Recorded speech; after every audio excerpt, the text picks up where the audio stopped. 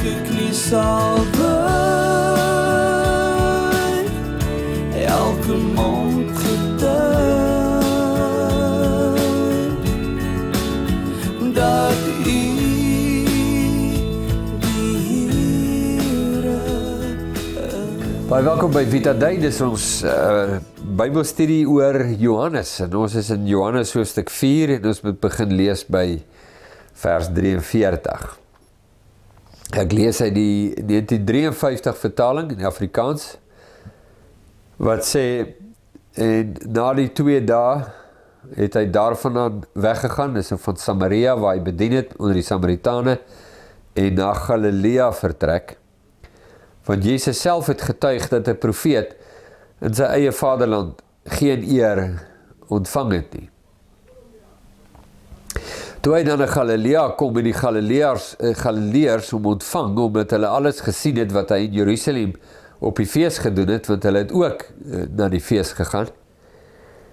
Jezus het dan weer gekom te Kana in Galilea, waar hy die water wyn gemaak het, en daar was 'n sekere koninklike beampte, wie se seun in Kapernaum siek was.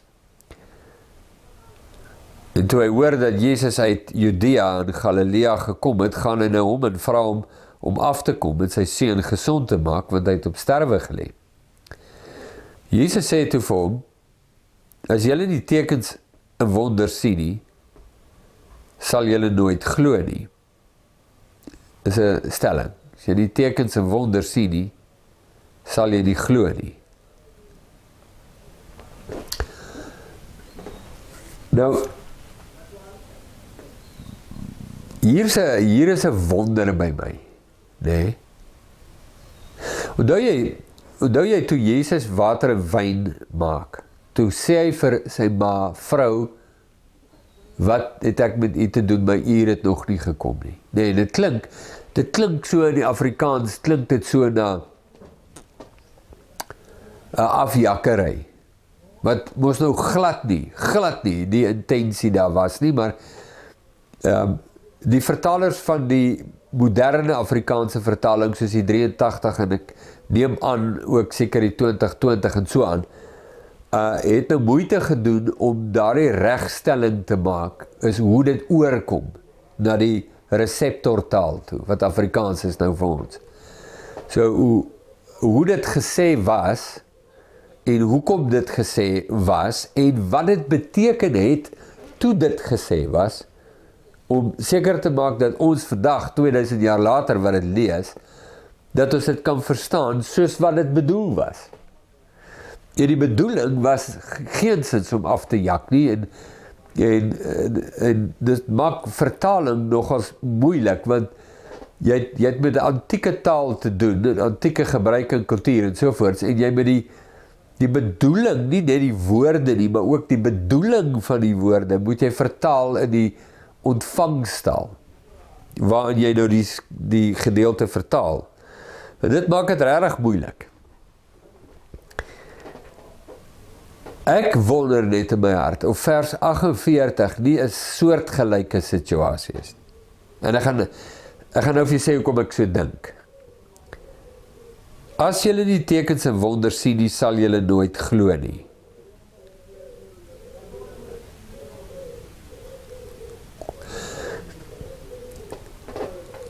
My gevoel altyd was, hierdie was soort van 'n snerpende sending. Jy weet, hy het hulle soort van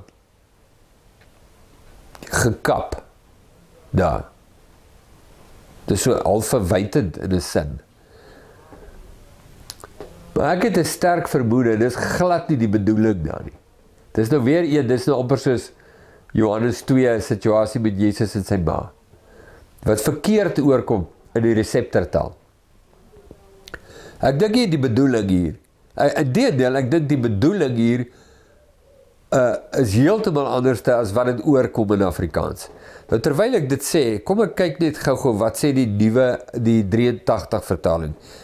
Jesus sê toe vir hom, as julle die tekens en wonders sien, die glo julle eenvoudig nie.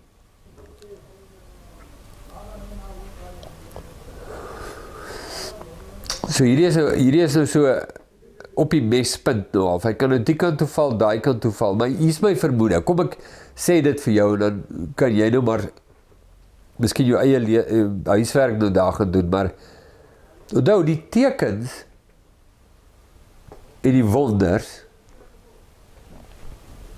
is eintlik dis 'n manier om eintlik net een ding te sê, die wondertekens, die tekens en die wonders. Want Johannes verstaan dat die tekens en die wonders, die wonderwerke wat Jesus doen, is tekens wat na hom toe wys. Dis juist die goed wat bevestig, wat openbaar dat Jesus is wie hy sê hy is. Dit is ook hoekom wanneer die apostels in Handelinge die evangelie verkondig, het God met hulle saamgewerk deur tekens en wonders. Want dit is juist hierdie tekens en wonders wat die bevestiging is, dat hierdie woord oor Jesus die waarheid is. En Johannes snap dit, daarom praat hy van die wonderwerke van Jesus, nie as wonderwerke nie, maar as iets anderste, 'n wonderteken, want dit openbaar wie Jesus is. So ek het 'n vermoede dat Jesus sê, as die openbaring van wie ek is, daar is nie, sal julle nie glo nie. Want wat nou gaan gebeur, is 'n openbaring, hierdie wonderwerk, wat nou hier gaan plaasvind, is 'n teken, 'n openbaarmaking van wie Jesus regtig is. Hy is wie hy sê hy is. En in daai lig gesien, is hierdie nie 'n afjakkery nie. Dis net, die Engels sal sê, a statement of truth. As daar nie 'n openbaring is, sal hulle Jesus nie glo nie, want daar is hoeveel mense wat sê, maar ek is die Messias, ek is nie dit. Maar as nie, God werk nie met hulle saam nie, om hulle woord te bevestig nie, want hulle is dit nie. Maar met Jesus is dit duidelik wat hy doen, dit bevestig, dat dit is waar wat hy sê oor homself. Sommer net 'n wonder wat ek in my hart het, 'n vermoede. Die koninklike beampte sê toe vir Jesus, Here, kom af, voordat my kind sterwe. Jesus antwoord hom, gaan, jou seun sal lewe. Jesus is nie eers by die kind nie. Die kind is 'n hele eind van hom af weg. Die man het die woord geglo wat Jesus vir hom gesê het, en hy het gegaan. En toe hy op pad was huis toe, kom sy diensknegt hom tegemoet, en bring die berig en sê, u kind lewe. Hy verneem toe van hulle die uur waarop hy beter geword het, en hulle sê vir hom, gister, die 7de uur, het die koors hom verlaat. So hierdie man, ek kan nou nie onthou nie, maar ek het op 'n stadium geweet, hoeveel kilometer was hy van Jesus, was hy weg van sy huis af. Jesus was, sê nou maar, 25-30 kilometer. Is Jesus verwyderd van die toneel. Nee, want dit het hom 2 dae gevat om terug te loop huis toe.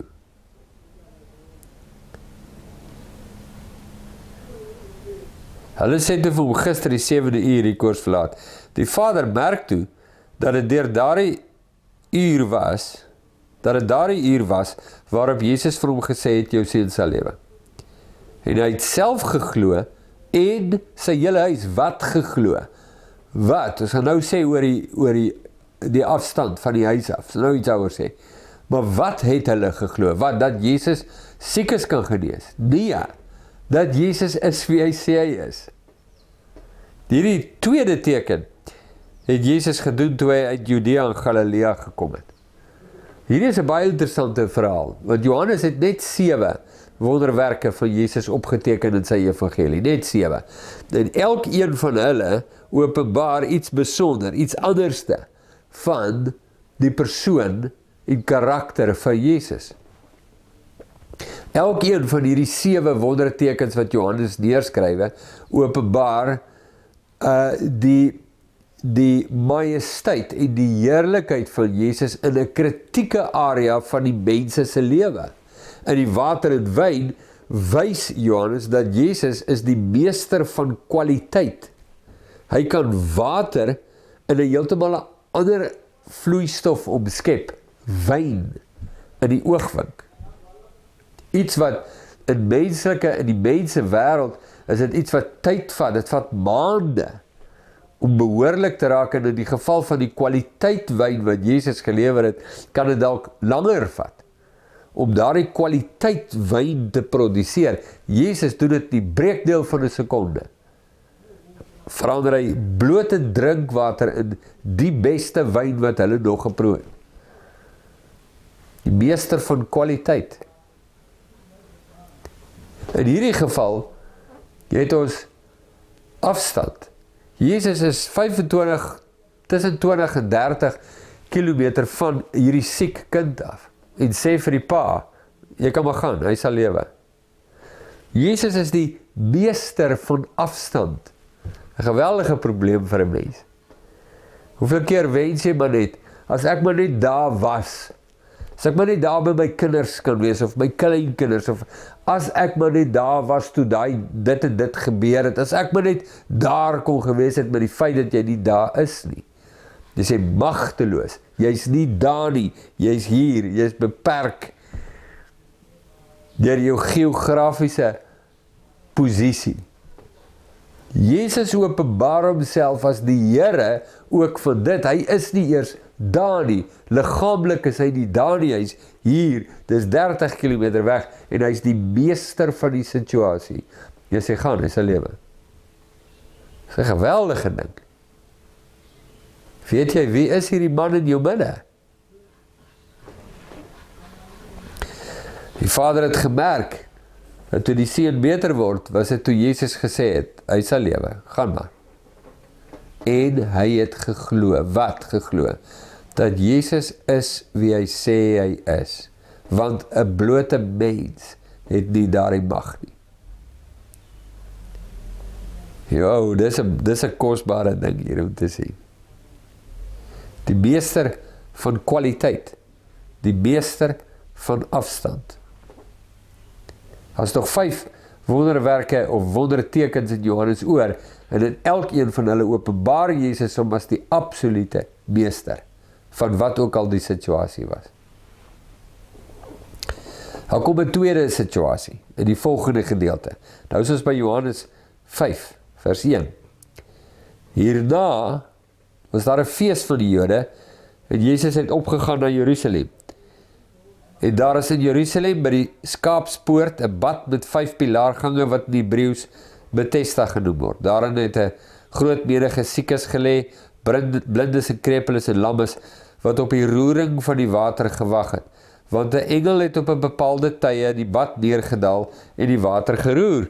Die een wat dan die eerste ingaan na die roering van die water het gesond geword, aan watter siekte hy ook al gely het. Nou, sommige kommentators sal sê, dit was die geloof van daardie tyd. Johannes skryf dit as 'n absolute feit. Hy sê nie, daar is geglo dat so en so gebeur nie. Hy skryf dit in retrospek jare na dit gebeur het. Dit is wat gebeur het. Dit was die bonatuurlike regte situasie by die bad van Bethesda. Hy sê nie, daar was 'n rumor dat dit so is, en dit was nou maar die bygeloof van die plaaslike mense nie. Hy skryf dit as 'n gegewe. En 'n sekere man was daar wat 38 jaar aan sy siekte gely het, en Jesus het hom sien lê, terwyl hy geweet het dat hy al 'n lang tyd siek was. Hoe weet hy dit? Want hy is wie hy sê hy is. Hy is God. Hy ken die harte van mense, die lewens van mense. Hy vra toe vir die man die mees vreemdste vraag: wil jy gesond word? Die sieke antwoord hom: Here, ek het niemand om my in die bad te sit, as die water geroer word nie, en onderwyl ek kom, gaan 'n ander een voor my in. Hy antwoord direk Jesus se vraag: wil jy gesond word? Maar in hierdie man se leefwêreld is die enigste manier om gesond te word, is dat ek in daai bad kan kom. Om die eerste te wees wat in die bad kom, maar niemand wil my daar insit nie. Hulle wil self eers van hulle eie goed ontslaa raak, en spring hulle voor my daar. Hy sal 38 jaar ly in hierdie siekte. So sy antwoord is ja, natuurlik wil ek siek wees, maar die kans dat tuurlik wil ek gesond wees, kies, ek is siek, ek wil gesond wees, jy vra my, wil jy gesond word? Ja, ek wil, maar as jy 'n kans het, ek daar gekom nie.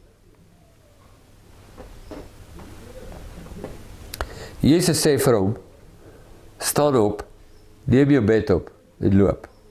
Jesus is die ware bad van Bethesda. En dadelik het die man gesond geword, sy bed opgeneem en geloop, en daardie dag was het Sabbat. Mag nie sulke goeders doen op 'n Sabbat nie. Die mense is baie sterk op dit. Jode is baie sterk. En hoe meer toegewy hulle voel, hulle is, hoe strenger raak op die Sabbat, want dit is iets wat hulle kan toepas, en daar's reëls en daar's wette, en weet so. Nou, hier is 'n interessante ding. Hierdie man is 38 jaar lank siek. As jy 38 jaar lank siek is aan iets, dan is jy ernstig siek. Met ander woorde, dis 'n lewenslange toestand. As dit net 'n ligtelike iets was, dan het dit gekom en gegaan. Maar dit is by hom om te bly. Dit is 'n permanente situasie hierdie. Hulle kan niks aan doen nie. Dokters kan niks aan doen nie. Niemand kan enigiets vir jou doen nie. Dis maar net so. Nou weet ek nie of die moderne dokters iets aan hom sou kon doen nie. Maar die moderne lewe is maar net so, is dieselfde. Die dokters kan baie meer doen nou as wat hulle 2000 jaar terug kon doen, maar daar's baie goed wat hulle nog steeds absoluut niks aan kan doen nie. Net absoluut niks aan kan doen nie. En hulle weet nie wat die antwoord is nie. Dit het nie verander nie. En Jesus sê vir hom net 'n woord, staan op, vat jou bed, gaan. En die dinge gebeur. En Jesus openbaar homself as die meester van tyd. Hierdie man is al per 40 jaar aan 'n ongeneeslike siekte, siek. Hoe langer hierdie siekte duur, hoe meer ongeneeslik is dit. Hy is vas, gekerker aan hierdie siekte, kan niks daaraan doen nie. Almal het al iets probeer. Almal wat 'n bietjie weet, of meer weet, het al iets probeer. Niemand kan hierdie man verlos van die toestand waarin hy is nie. Jesus spreek een woord. Staan op. Gee hom 'n opdrag. En onmiddellik is hy volkome genees. Die meester van tyd. Die meester van kwaliteit. Water en wyn. Die meester van afstand. Die seun oor 30 kilometer genees. Die meester van tyd. Hy is al 38 jaar lank siek. En in 1 sekonde kontak met Jesus. En 38 jaar se geskiedenis val weg. Dit is 'n geweldige ding. Hy doen dit op die Sabbat.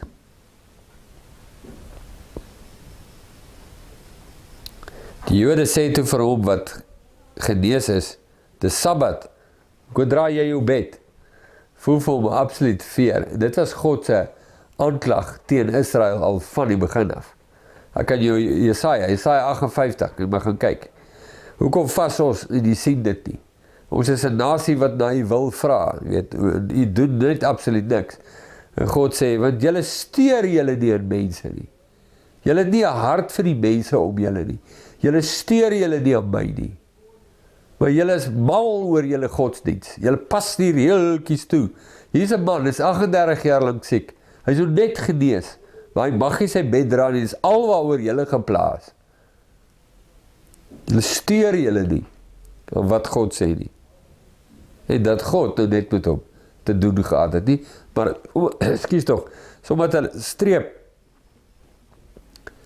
kry ek nou 'n ding in my keel, somdat hulle 'n streep deur Jesus trek, dat hulle ook 'n streep deur hierdie man trek. Maar hy wat gesond geword het, het nie geweet wie dit was nie, want Jesus het hom verwyder, omdat daar 'n skare op die plek was. Maar hy te kosbaar. Daarna het Jesus hom in die tempel gekry en vir hom gesê, kyk, jy het gesond geword, moenie meer sondig nie, sodat daar nie iets ergers met jou gebeur nie. Die man het gegaan en aan die Jode vertel, dat het Jesus was, wat hom gezond gemaak het. Nou, hier is 'n interessante situasie, is Jesus sê vir hom, moenie meer sondig nie, dat daar nie iets erger met jou gebeur nie. So, bring Jesus 'n verband met hierdie man se siekte en sonde. Dis moontlik. Daar is ook iets anders moontlik. En dit is, dat Jesus vir hom sê, moenie meer sondig nie. Sondig beteken om teen God te rebelleer. Moenie teen God rebelleer nie. Want dan sal iets erger met jou gebeur as 38 jaar se siekte. So wat 'n krisis jy ook al op hierdie aarde mag beleef, as jy teen God rebelleer, sal daar iets erger met jou gebeur as wat jy nou dink 'n krisis was hier op aarde. Dit kan ook dit wees. Dit kan wees dat Jesus in hierdie geval 'n verband trek tussen sonde en hierdie man se siekte. By 'n ander geleentheid het hulle vir Jesus gevra met die blindgeborene, is daar 'n verband hier tussen die blinde se toestand en sonde, en toe sê Jesus, nee, in hierdie geval geen verband tussen sonde en blind. Met ander woorde, hierdie man is nie blind omdat iemand gesondig het nie, soos sy ouers nie. Maar is nie in alle gevalle waar nie. Daar is sekere goed wat met mense gebeur, juist vanweë sonde.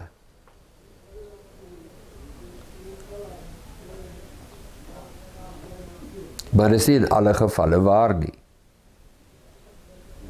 So, soms is daar 'n verband en soms is daar nie. As jy 'n teologie begin kry wat sê, dat alle siekte is vanweë sonde, dan is jy op 'n baie gevaarlike plek. Die gevaarlike plek is A, dat jy die situasie verkeerd lees, en B, dat jy teologie verkeerd toepas. Want ja, ons kan sê dat vervallendheid in die wêreld getree vanweë die sonde van Adam en Eva. Dit sou 'n gewone reguit ware stelling wees. Maar jy kan nie die afleiding van daaraf maak dat elke siekte wat iemand nou het, is direk verbind aan sonde nie. Ja, daar is, jy kan dit terugtrek na Adam en Eva se sonde, maar vervallendheid het ingekom. Dood het ingekom. En almal gaan doodgaan, of hulle heilig voor God staan of nie. Want vervallendheid het ingekom. So jy kan nie sê in elke geval, Jesus het vir jou gesterwe, en daarom moet jy van hierdie siekte genees wees, want daar is vergifnis vir jou sondes nie. Dit is net baie swak teologie, dit is net baie sleg. Dit is net baie sleg. En mense word gebind deur hierdie tipe goed. Ja, maar Jesus het vir jou gesterwe, vir al jou siekte en al jou sonde, en so wat beteken dat sou 'n Christen aan 'n siekte sterwe, of een of ander manifestasie van vervallendheid in sy liggaam, dan moet jy dan skuld aan hom toedig.